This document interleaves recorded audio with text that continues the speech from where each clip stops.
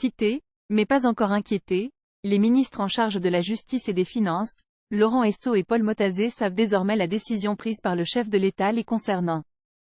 L'interpellation des ministres dans le cadre d'une enquête judiciaire, alors qu'il est en fonction, obéit à certain nombre de procédures hiérarchiques qui peuvent paraître longues. C'est sans doute la raison pour laquelle les ministres Paul Motazé et Laurent Esso en particulier, n'ont pas encore été écoutés dans l'affaire Martinez-Zogo, alors que leurs noms sont à plusieurs fois cités, en particulier le garde des Sceaux, par les enquêteurs. Aux dernières nouvelles, le chef de l'État a donné son accord, afin que les enquêteurs de la gendarmerie et de la police, auditionnent les deux ministres. Selon nos confrères de la chaîne Equinox TV, cette décision de Paul Biya a été prise, afin que les enquêtes puissent avancer.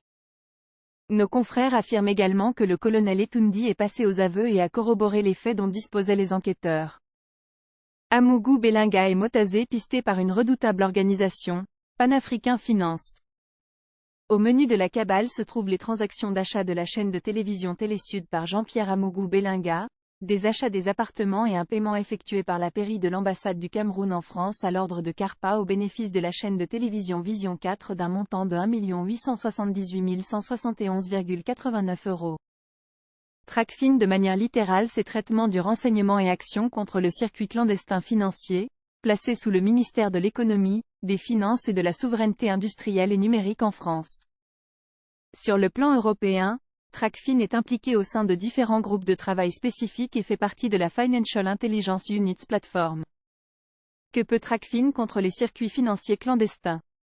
Cette organisation a étudié l'opportunité de l'achat de la chaîne de télévision Télésud par Jean-Pierre Amougou Bellinga. La transaction a intéressé les fins limiers de Tracfin qui redoutent une scientifique opération de blanchiment d'argent. Pendant que les éléments du puzzle de la transaction d'achat de Télésud sont en train d'être réunis, une autre transaction concernant un paiement effectué à une autre chaîne de télévision du même Amougou Bellinga appelée Vision 4 basée au Cameroun fait l'objet d'une minutieuse enquête.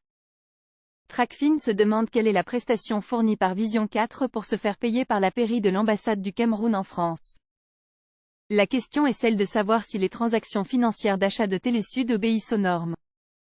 Est-ce que les règlements financiers se sont passés suivant les normes? Tracfin se saisit des dossiers fiscaux à problème de Amougou Bellinga et de ses sociétés. Depuis que l'ANIF, agence d'investigation financière, a épinglé les transactions mafieuses de Jean-Pierre Amougou Bellinga, Tracfin a pris le relais pour passer au peigne fin toutes les transactions de Jean-Pierre Amougou Bellinga et de toutes ses entreprises dans les transactions d'achat des appartements, villas pied-à-terre et autres en France. Beaucoup de transactions financières au nom de Jean-Pierre Amougou Bellinga sont visibles en France. Certaines hors de la France aussi, mais la compétence européenne de Tracfin donnera des sueurs froides aux auteurs des circuits clandestins financiers. Appartements, villas pied-à-terre, villas au bord des plages, tout cela est passé au peigne fin. Dieu seul sait que des ministres et hauts commis de l'État se seraient servis de Jean-Pierre Amougou Bellinga et de la nébuleuse de ses sociétés pour acheter des appartements, entreprises, villas.